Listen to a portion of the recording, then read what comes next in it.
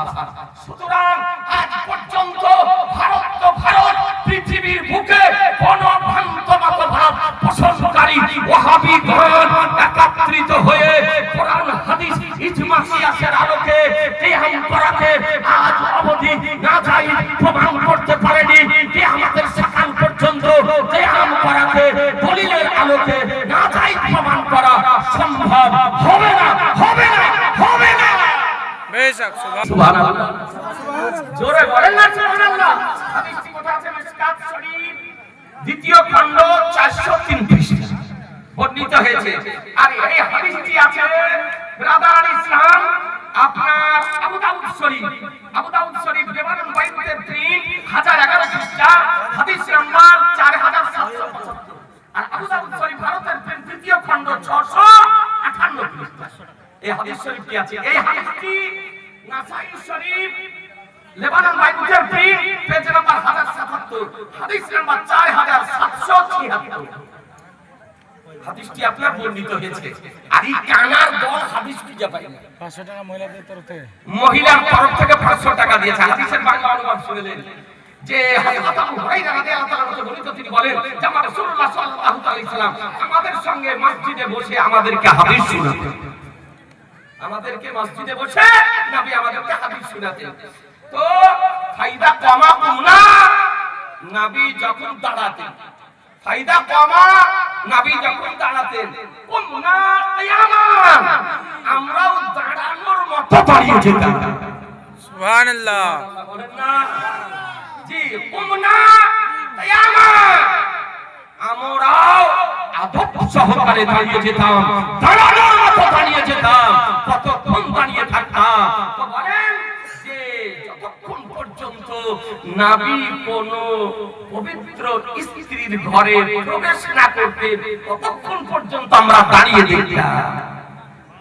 সুবহানাল্লাহ, কোন পর্যন্ত দাঁড়িয়ে দেখতেন? তাহলে বোঝা গেল নবীর সম্মানার্থে দাঁড়ানো সাহাবীদের সুন্নাত।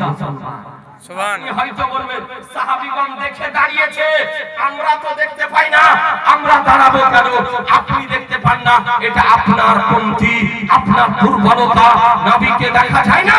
এ ব্রাদার কোরআন উঠিয়ে দেখুন, আল্লাহ তাআলা কোরআন শরীফের মধ্যে বলেন লে তুমিনু বিল্লাহি ওয়া রাসূলিহি ওয়া তুআযিরুহু ওয়া তুআক্কিরুহু ওয়া তুসাব্বিহুহু বুকরাতাও ওয়া আসীলা।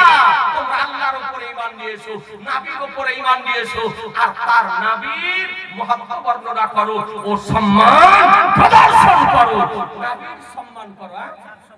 একজন 400 মহিলাদের আল্লাহ বলছেন নবীর সম্মান করো। আল্লাহ এই কথা বলেননি নবীকে দেখে সম্মান করো।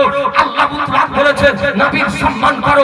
দেখতে যদি পাও তাও সম্মান করো, দেখতে যদি না পাও তাও সম্মান করো। ভারতে যদি থাকো তাও সম্মান করো, যদি সৌদিতে যদি যাও তাও সম্মান করো, মাটির নিচে যদি থাকো তাও সম্মান করো, আকাশে যদি যাও তাও সম্মান করো। সর্ব সময় নবী সম্মান।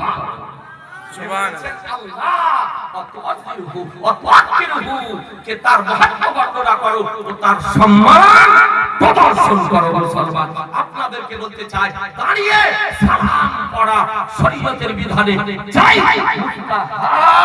ও মুস্তাহাসান কিতাবে আছে, মিশরের কিতাব আপনার মাওলুদে বারজানজি পিওর আরবিতে লেখা, তার 2 পৃষ্ঠাতে বলা হয়েছে হাদিস তাহসানাল কিয়ামা ইনদা যিকরে মাউলিদি শরীফ, নবীর মিলাদ শরীফে কিয়াম করা মুস্তাহাসান। দ্বিতীয় কিতাব জাওয়াহিরুল বিহার 4 খণ্ডে বিভক্ত পিওর আরবিতে লেখা, তার মধ্যে বলা হয়েছে হাদিস তাহসানাল কিয়ামা ইনদা যিকরে মাউলিদি শরীফ, নবীর মিলাদ শরীফে কিয়াম করা যাই মুস্তাহাব মুস্তাহাসান। সুতরাং আজ পর্যন্ত ভারত পৃথিবীর বুকে কোন ভ্রান্ত মতভাব পোষণকারী ওয়াহাবিগণ একত্রিত হয়ে কোরআন হাদিস ইজমা কিয়াসের আলোকে কিয়াম করাকে আজ অবধি নাজায়েজ প্রমাণ করতে পারেনি। কিয়ামতের সেখান পর্যন্ত কিয়াম করাকে দলিলের আলোকে নাজায়েজ প্রমাণ করা সম্ভব হবে না, হবে না, হবে না। বেশক সুবহানাল্লাহ, মাতা কুমুল রাসূল ফাতুহু ওয়া মান হাকামান ফাতাহু। রাসূল যা প্রদান করেন তা গ্রহণ করে নাও, তিনি যা বারণ করেন তা থেকে বিরত থাকো। সুতরাং সুতরাং আপনাদেরকে বলবো, আপনারা আহলুস সুন্নাত ওয়াল জামাতের ব্যক্তি, আহলুস সুন্নাত ওয়াল জামাতের আকীদার উপরে, কর্মসমূহের উপরে পাহাড়ের মতো স্থির থাকবেন। বলুন ইনশাআল্লাহ, জোরে বলুন ইনশাআল্লাহ।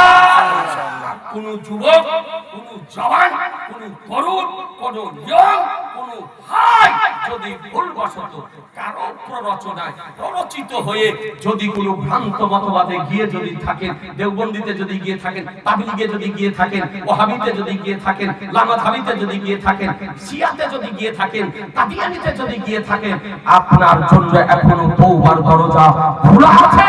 ফিরে আসুন, তওবা করুন, সুন্নি জামাতের আকীদা বলি কে গ্রহণ করুন, কর্মসমূহকে গ্রহণ করুন। ইহ জগত মঙ্গল হবে, পর জগতে মঙ্গল হবে। একজন ভাই লিখেছেন, সালাম শব্দটি কোথা থেকে আসলো? প্রথম সালাম কে দেয়, সেই সালামের জবাব কে দেয়? ব্রাদারান ইসলাম, সালাম শব্দটা কোথা থেকে আসলো?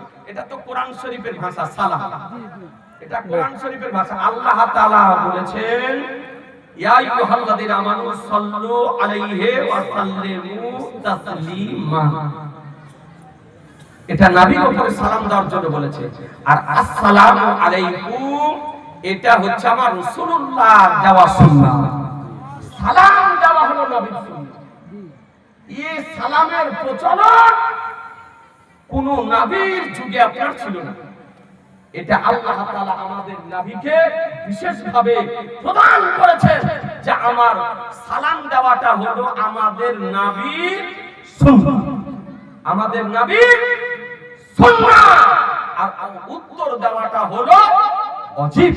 এ বেরাদারান ইসলাম, তো আপনাদেরকে বলি, নবীর উপরে দরুদ ও সালাম পড়া এটা আলাদা জিনিস, আর এক মুসলমান আরেক মুসলমানকে সালাম দেওয়া হলো আলাদা জিনিস। এ বেরাদারান ইসলাম, এটা শরীয়তে মুহাম্মাদিতে এই সালাম দেওয়ার প্রথা প্রচলন আপনার এসেছে এবং হাদিস শরীফে এসেছে। আল্লাহর নবী বলেছেন সালামকে খুব ফায়দা। সালাম শব্দটি কোরআনেও আছে, হাদিস শরীফে আছে। তাই আপনাদেরকে বলি, বেরাদার, এক মুসলমান আরেক মুসলমানকে সালাম করে আর নবীর উপরে বেশি বেশি করে দরুদ ও সালাম। দেখেন 500 টাকা দিয়েছে মহিলাদের, 10 কিলো মাকাই বেনামি, 10 কিলো মাকাই বেনামিতে। আলহামদুলিল্লাহ, আল্লাহ যেন কবুল করে নেয়, খুশি রোজগারে আল্লাহ তাআলা যেন বরকত দান করে। আপনারা অনেকেই 5 টাকা, 10 টাকা, 20 টাকা করে দিয়েছেন। আলহামদুলিল্লাহ, সুন্নি জামাতের আকীদা বলেন উপর কায়েম থাকবেন তো? আর 2 বস্তা সিমেন্ট, আর 2 বস্তা সিমেন্ট থাকবেন তো? জোরে বলছেন না? থাকবেন তো? ঠিক। আর ইউটিউবে আর ফেসবুকে আর 1 বস্তা সিমেন্ট, আরেক বস্তা সিমেন্ট। যদি ওয়াজ শুনেন তো যাচাই বাছাই করে ওয়াজ শুনবেন। সুন্নি বক্তা যদি হয়, দেশি হোক আর বিদেশি হোক, সুন্নি বক্তা যদি হয় তার বক্তব্য শোনা যায়। আর সুন্নি বক্তা যদি হয়, ওয়াহাবি বক্তা যদি হয়, তাহলে তার বক্তব্য শোনা যাবে না। কেন? তার বক্তব্য শোনাতে আপনার ঈমান নষ্ট হয়ে যাবে, আকীদা নষ্ট হয়ে যাবে। সুতরাং নিজে যদি চিনতে না পারেন, উলামাদেরকে জিজ্ঞাসা করবেন, হুজুর এটা সুন্নি বক্তা না সুন্নি বক্তা, সুন্নি বক্তা না ওয়াহাবি বক্তা? সুন্নি বক্তা যদি হয় তবে তার দেশি হোক আর বিদেশি হোক তার বক্তব্য শোনা নিঃসন্দেহে যায়। কিন্তু ওয়াহাবি বক্তা যদি হয়, দেওবন্দি যদি বক্তা হয়, তাবলীগী যদি বক্তা হয়, জামাতি যদি বক্তা হয়, কাদিয়ানী যদি বক্তা হয়, রাফেজি যদি বক্তা হয়, শিয়া যদি বক্তা হয়, যদি আহলে হাদিস বক্তা যদি হয়, তবে তার বক্তব্য শোনা যাবে না, যাবে না, যাবে না। কেন যাবে না? যে তাদের ভুল কথার অভাব নাই, ভুল কথার অভাব নাই। আর ওই ভুল কথা শুনে আপনার ঈমান নষ্ট হয়ে যাবে। এই জন্য ঈমানের যদি হেফাজত চান তো সুন্নি জামাতের উলামায়ে কেরামগণের আলোচনা শুনুন, তাদের সঙ্গে থাকুন, পীর ওলিয়া উলিয়া বুজুর্গানের দিনদের সঙ্গে থাকুন। আসুন একটু দোয়া করে, আল্লাহুম্মা আমিন। আলহামদুলিল্লাহ।